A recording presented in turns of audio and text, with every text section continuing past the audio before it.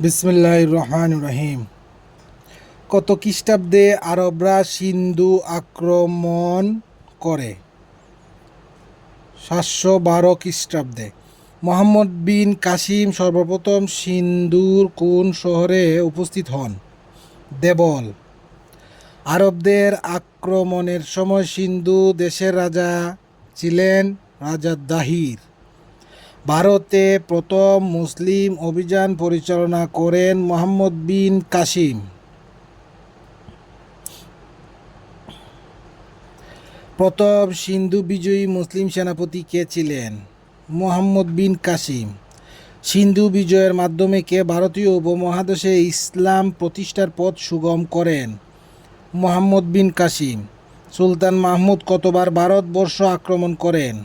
17 বার। মোহাম্মদ ঘুরি ও পৃথ্বীরাজ চৌহানের মধ্যে দ্বিতীয় তরাইনের যুদ্ধ সংঘটিত হয় কত সালে? 1192। তরাইনের দ্বিতীয় যুদ্ধে কে পরাজিত হন?